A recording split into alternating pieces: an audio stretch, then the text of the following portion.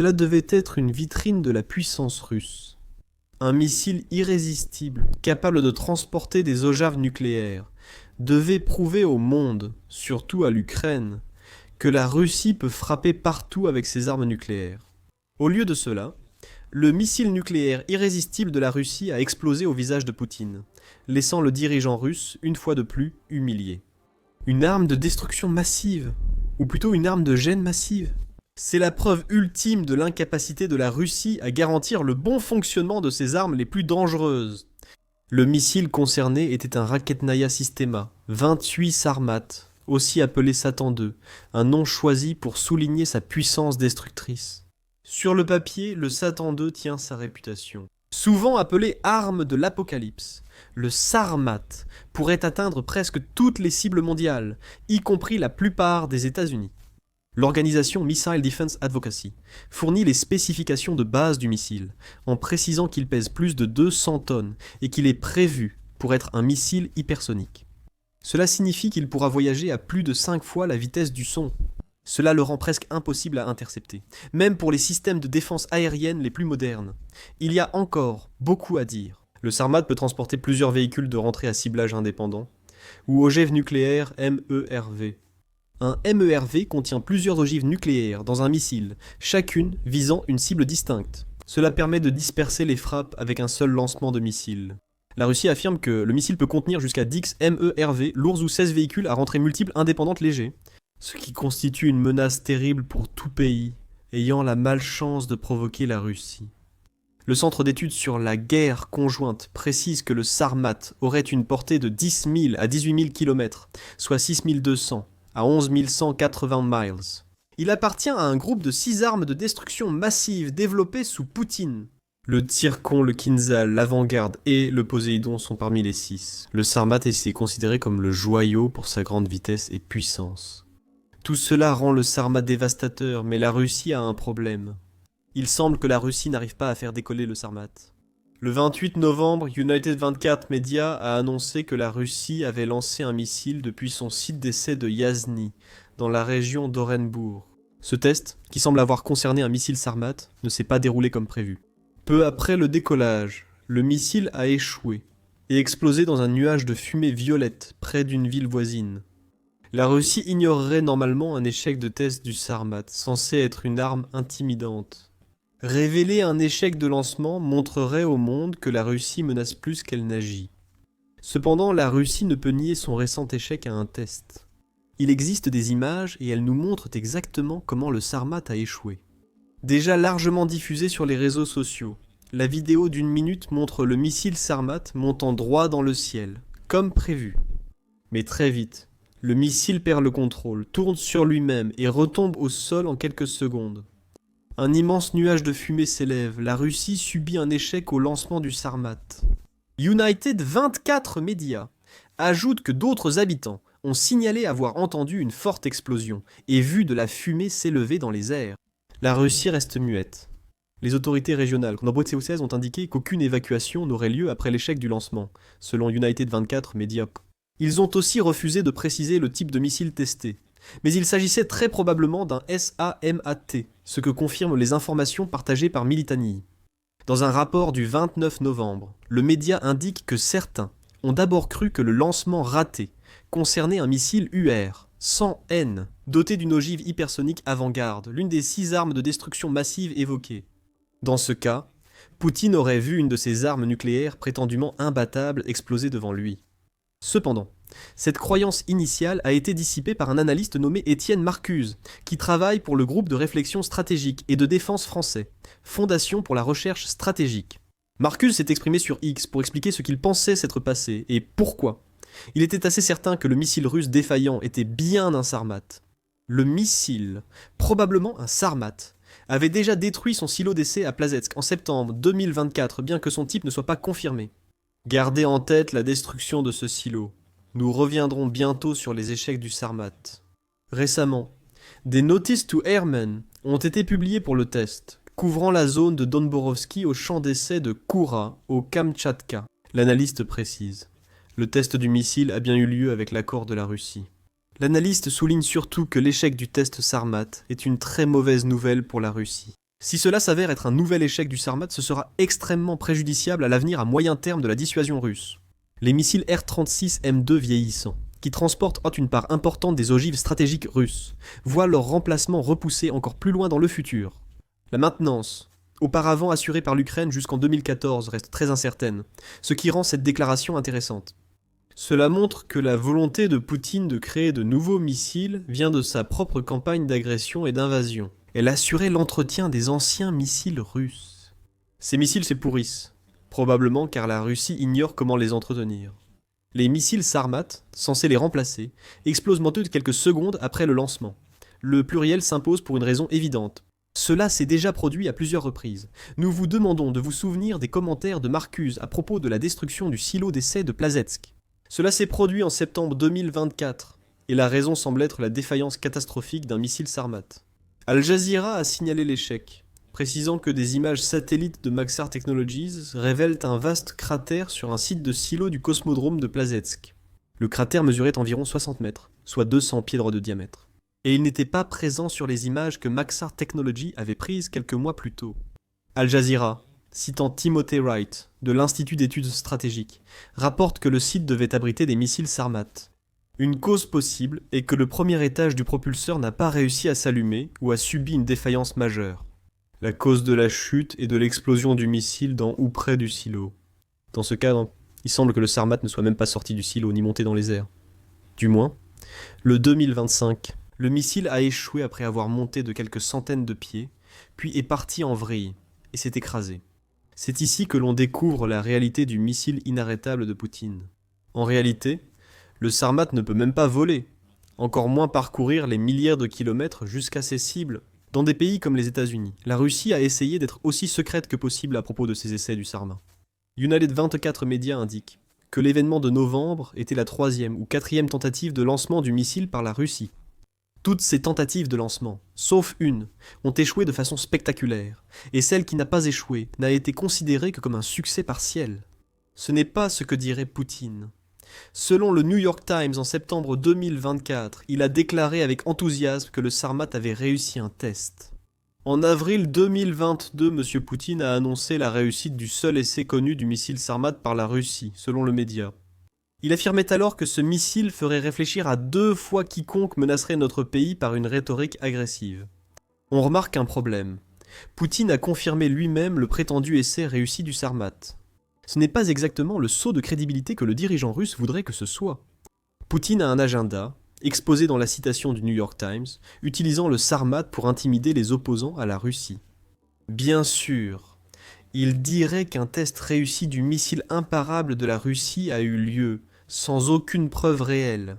Nos preuves sont plus convaincantes, qu'il s'agisse de cratères ou de vidéos du Sarmat explosant juste après son lancement. Ces preuves nous montrent qu'il y a une énorme différence entre la version théorique du Sarmat que Vladimir Poutine veut que le monde craigne, et la version réelle qui explose en quelques secondes. Après chaque essai, le Sarmat n'est pas inarrêtable, c'est un échec. Revenons sur un point souvent évoqué, mais peu abordé. Nous vous l'avions dit. Les images montrent le Sarmat, dont le lancement a échoué en novembre, provoquant un vaste nuage de fumée violette. La question se pose, pourquoi violette ? La réponse montre que la Russie peine à fabriquer le missile ultra-moderne qu'elle utilise pour menacer le monde. Défense Express a donné des détails attendus sur la fumée violette dans son rapport sur le lancement raté. Le média indique que cette couleur distingue les missiles à carburant toxiques. Dans ce cas, ces carburants sont le tétraoxyde d'azote et la diméthylhydrazine asymétrique, souvent appelée AMIL et heptyle. Ce ne sont pas le genre de carburant qui devrait être utilisé dans un missile censé être aussi moderne que le Sarmat. La Russie utilise ces carburants toxiques depuis l'époque soviétique, ce qui nous montre qu'elle n'a pas réussi à évoluer par rapport à ses philosophies de conception de missiles développées il y a des décennies. Nous avons déjà indiqué que l'Ukraine entretenait les anciens missiles que le Sarmat doit remplacer. La perte de cette expertise technique a beaucoup nui à la Russie. Et cela aide à expliquer pourquoi elle continue de s'appuyer sur des propergols hypergoliques, hérités du passé pour certains rôles de missiles balistiques intercontinentales lourds, au lieu de passer complètement à de nouvelles technologies de propergols. L'heptyle est la dernière substance que la Russie veut voir se répandre près du site de l'explosion de son missile Sarmat. La source précise que la Russie a connu un problème similaire lors de l'échec du lancement d'un missile Proton au Kazakhstan il y a plusieurs années. Cet échec de lancement a libéré de leptiles dans l'environnement, ce qui, selon Defense Express, a un effet toxique et mutagène puissant. Les substances chimiques ayant cet effet peuvent modifier de façon permanente l'acide désoxyribonucléique d'un organisme, provoquant des mutations génétiques. L'échec du lanceur Proton russe a conduit le Kazakhstan à organiser un important nettoyage, facturé à la Russie jusqu'à 90 millions de dollars. La Russie s'est récemment infligé un missile avec le même produit chimique nécessitant ce nettoyage. Vladimir Poutine devra investir massivement dans la dépollution du site contaminé, tout en supportant la perte d'un missile valant plusieurs millions de dollars.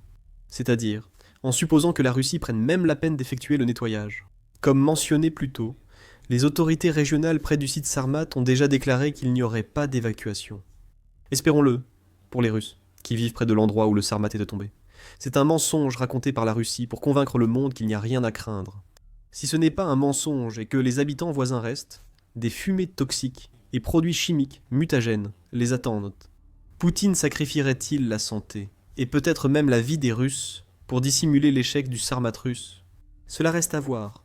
L'insensibilité constante de Poutine durant sa présidence rendrait une telle décision peu surprenante. Ce que nous savons avec certitude, c'est qu'un autre Sarmat a été lancé à peine, et qu'il a déjà explosé auparavant. La Russie pourrait même avoir l'occasion de voir si le missile peut parcourir un seul kilomètre, sans parler des dizaines de milliers qu'il est censé pouvoir parcourir.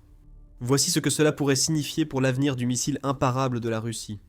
Tout d'abord, un missile qui était déjà très en retard sur le calendrier, et maintenant encore plus loin d'être déployé activement. Comme le rapporte la fondation Jamestown, le projet Sarmat a pris du retard presque dès son annonce. Le premier prototype du missile devait être prêt en juin 2015, mais a finalement été repoussé à novembre. C'est un retard assez mineur dans le grand schéma de la conception de missiles, mais cela a ouvert la voie à nouveau à un projet qui n'a atteint aucun de ses objectifs depuis. Les essais ont souvent été reportés, le missile étant rarement prêt. Étant donné que la plupart des essais réalisés ont échoué de façon spectaculaire, le seul succès supposé ayant été revendiqué par Poutine sans aucune preuve, ces retards sont judicieux. Militani ajoute que les forces de missiles stratégiques de la Russie ont désespérément besoin de certifier que le Sarmat est prêt à être utilisé. Surtout que le projet a maintenant plusieurs années de retard, un retard considérable. En réalité, les R-36M qu'ils doivent remplacer sont restés déployés, bien que leur durée de vie prolongée ait expiré en 2016.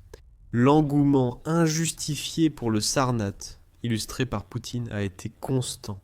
Le 12 novembre, juste quelques semaines avant le dernier essai raté du missile, le site des forces nucléaires stratégiques russes a cité Poutine disant « Cette année, nous allons soumettre le système de missiles balistiques intercontinental lourd Sarmat à des essais de combat, et l'année prochaine, nous le déploierons en service opérationnel. » On suppose que ce commentaire date de 2024, car le média indique que Poutine pensait au déploiement du premier Sarmat en 2025, même en 2024.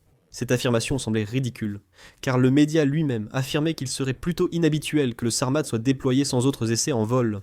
Surtout que, jusqu'à présent, le meilleur résultat obtenu est un lancement supposément partiellement réussi. Aucun signe non plus que le silo de Plazetsk, prévu pour les Sarmat russes, soit restauré. Faire de 2025 un objectif ambitieux en 2024 est désormais impossible. Il ne reste qu'un mois cette année, et le dernier essai a été un échec total. La Russie ne possède qu'un missile prétendument imparable, mais incapable de voler. Cet essai n'a fait que renforcer les doutes sur la menace réelle du projet Sarmat de la Russie pour l'Occident. Leur autorité de contrôle des assurances et le Royal United Services Institute ont tous deux souligné ce point, en 2024, lors de la détonation du SAM-AT, qui a détruit le silo de Plazetsk. L'autorité de contrôle des assurances a noté que la Russie prétendait avoir déployé le 2023, ce qui paraît totalement absurde, et que Vladimir Poutine lui-même a déclaré qu'il ne restait plus que des procédures administratives et bureaucratiques à finaliser avant que le missile puisse passer à la production de masse. Gardez à l'esprit que cela faisait suite à un essai partiellement réussi et à plusieurs échecs, dont celui de novembre. Le Sarmat n'était pas en service opérationnel en 2023, et même s'il l'était, il n'y a aucune chance que la Russie puisse faire confiance à ce missile pour accomplir ce qu'il est censé faire, maintenant qu'elle a un catalogue de lancements ratés qui ne cesse de s'allonger. Lancer Sarmat maintenant exposerait la Russie au risque de s'auto-frapper avec un missile inutile doté de plusieurs ogives nucléaires. La destruction mutuelle assurée deviendrait de l'autodestruction si la Russie utilisait le Sarmat dans son état actuel. Pourtant, la Russie persiste avec le programme Sarmat.